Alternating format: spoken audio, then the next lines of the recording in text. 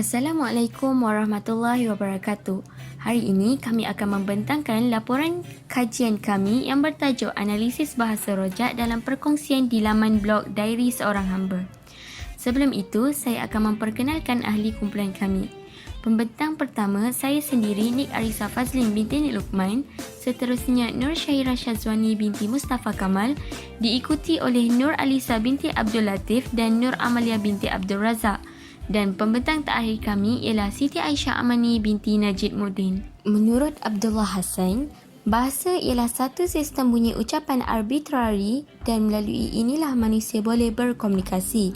Bahasa juga merangkumi semua yang diucapkan dan kemampuan menggambarkan dalam pemikiran yang berbentuk simbolik, iaitu dalam bentuk perkataan atau mewakili perkataan.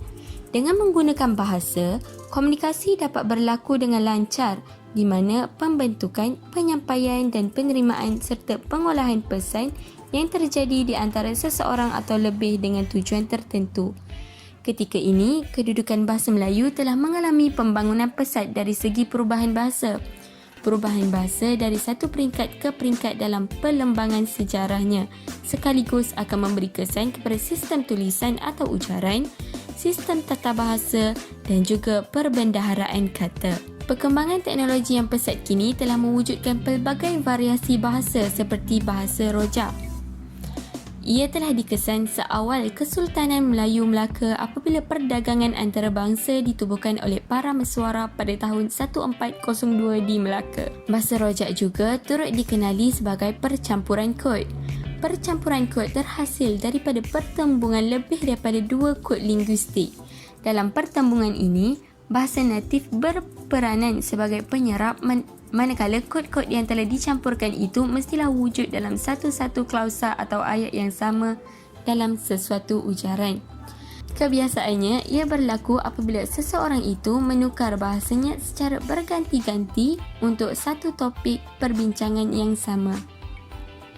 Tidak dapat dinafikan, kewujudan pelbagai media sosial seperti blog, WhatsApp, Facebook dan Twitter telah menjadi medium perantaraan yang pantas bagi menyalurkan atau mendapatkan maklumat.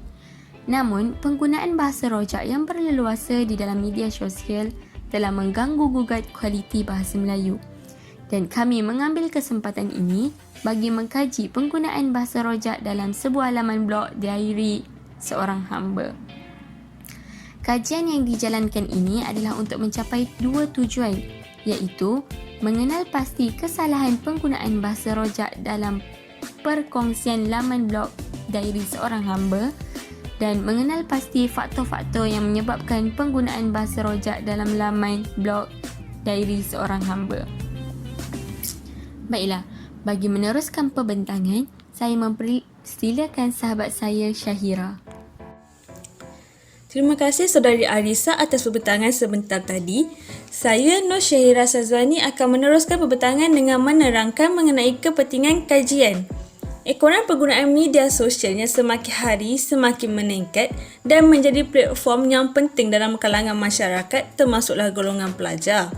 Oleh itu, kepentingan kajian ini adalah untuk menganalisis corak penggunaan percampuran kod atau bahasa rojak dalam media sosial laman blog dan mengesan faktor-faktor yang mempengaruhi penggunaan bahasa rojak secara berleluasa dalam media sosial. Berdasarkan kajian ini, ia dapat memberi pendedahan kepada masyarakat mengenai pengaruh bahasa rojak terhadap bahasa kebangsaan pada masa kini dan akan datang.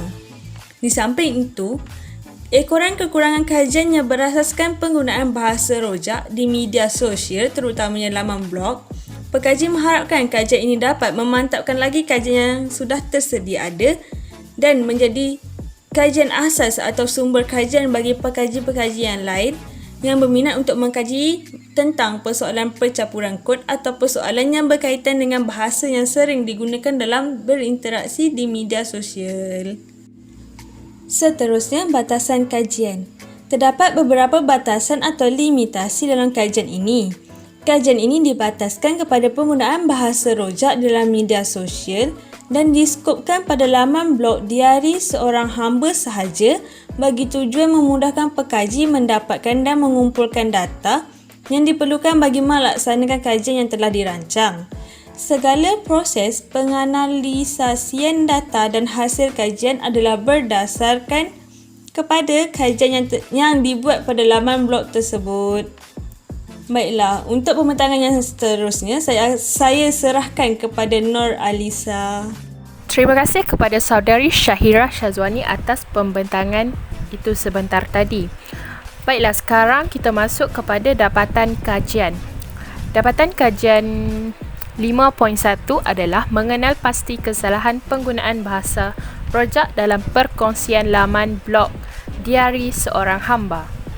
Baiklah, kita dapat lihat jadual 1 yang menunjukkan penggunaan bahasa rojak dalam perkongsian laman blog Diari Seorang Hamba. Baiklah, sekarang saya akan membaca ayat yang mempunyai kesalahan tersebut.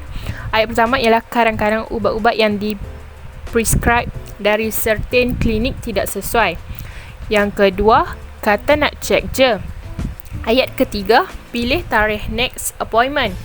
Ayat keempat, doktor nampak ada something yang tak best. Ayat yang kelima pula, Umi pulang dari outstation. Ayat keenam, mereka mendapat title agung. Baiklah. Antara kesalahan yang sangat jelas ialah percampuran bahasa Inggeris di dalam setiap ayat yang ditulis. Dan berdasarkan contoh-contoh yang diberikan, didapati juga penggunaan bahasa rojak amatlah ketara sekali. Salah satu contoh adalah pada ayat yang pertama tadi, iaitu pada perkataan prescribe dan certain. Dua perkataan ini boleh diganti dengan ditetapkan dan ditentukan. Selain itu, ayat seterusnya ialah perkataan check dan next appointment. Perkataan check boleh diganti dengan kepada periksa dan next appointment adalah temu janji seterusnya. Selain itu, something yang tak best boleh ditukar kepada sesuatu yang tidak menyenangkan. Perkataan-perkataan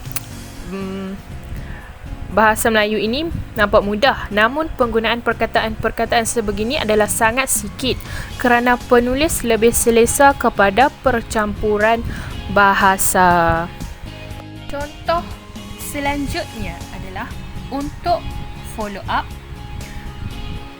Ayat ke-8, jadi kami semua dah book untuk buat gathering family. Ayat ke-9, you rasa I umur berapa? Ayat ke-10, Ustazah dah rasa nak give up. Ayat ke-11, Ustazah self-sponsored. Ayat yang ke-12, dah lama tak kontak. Inilah didikan secara direct dari dia. Ayat ke-13. Ayat ke-14, Ustazah pernah minta semua ni, tapi Allah bagi at the right place at the right time. Dan yang terakhir ialah first time saya datang. Baiklah. Contoh ayat Umi pulang dari outstation. Perkataan outstation itu adalah perkataan bahasa Inggeris. Oleh itu, kita boleh menggantikan perkataan outstation itu kepada luar kawasan.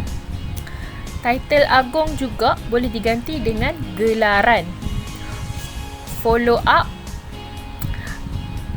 book dan gathering family boleh diganti kepada rawatan susulan, book tempah, dan family gathering adalah keluarga berkumpul. Perkataan you dan I boleh diganti dengan perkataan saya, manakala you merujuk kepada awak. Perkataan self-sponsor juga boleh diganti dengan menggunakan duit sendiri. Secara direct boleh diganti kepada secara terus, dan first time merujuk kepada pertama kali. Penulisan seperti ini walaupun dianggap sebagai satu kesalahan yang sangat besar, tetapi penggunaan seperti ini banyak memberikan impak yang sangat besar kepada pembaca blog seperti golongan remaja. Seterusnya saya serahkan Saya serahkan kepada Amalia binti Abdul Razak. Terima kasih Saudari Alisa atas penyerahan sebentar tadi.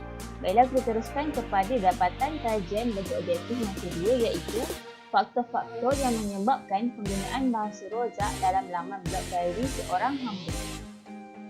Terdapat pelbagai faktor-faktor yang menyumbang kepada penggunaan bahasa rojak dalam laman blog diary seorang hamba.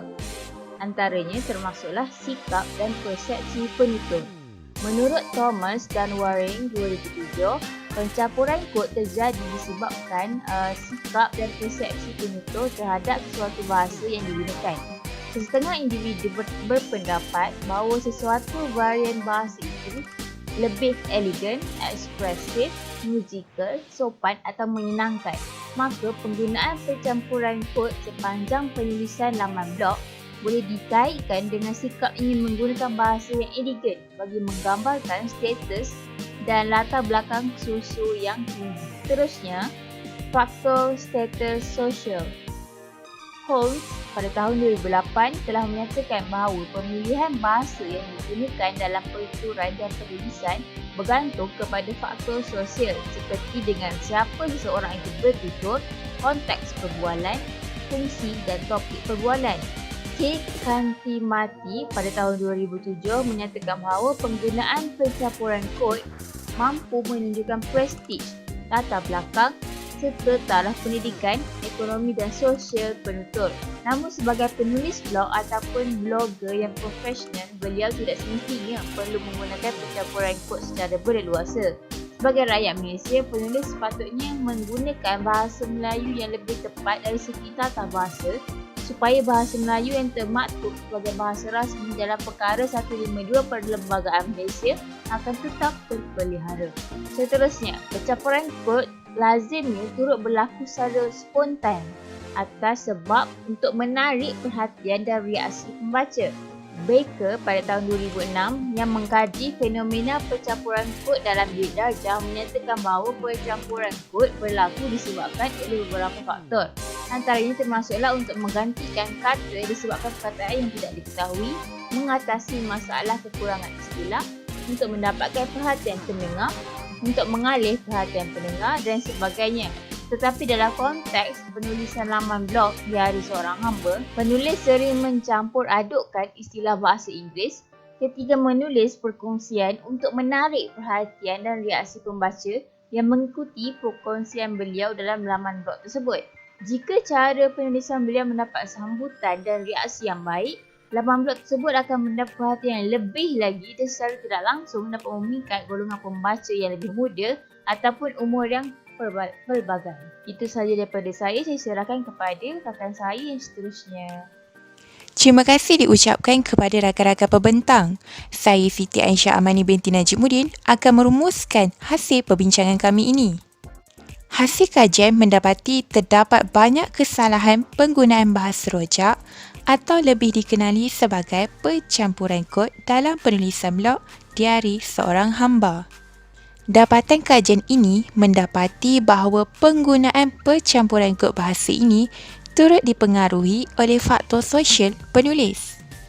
Penggunaan istilah bahasa rojak yang begitu popular digunakan dalam aplikasi media sosial haruslah dikawal dan dikurangkan. Kesedaran tentang memelihara bahasa kebangsaan juga perlu diperhebat dan diperkasakan, terutama kepada generasi muda yang didapati banyak menggunakan istilah-istilah baru tersebut. Kempen-kempen cintai bahasa kebangsaan perlu dijalankan dari semasa ke semasa bagi memelihara bahasa kebangsaan ini dan banyak pihak perlu mengambil tindakan yang sewajarnya. Sebelum kumpulan kami mengundur diri, izinkan saya menyampaikan serangkap pantun. Angin bayu menusuk kalbu, seluruh daerah nyaman terasa. Bahasa Melayu, bahasa ilmu, penyebar fikrah, minda bitara. Sekian, terima kasih.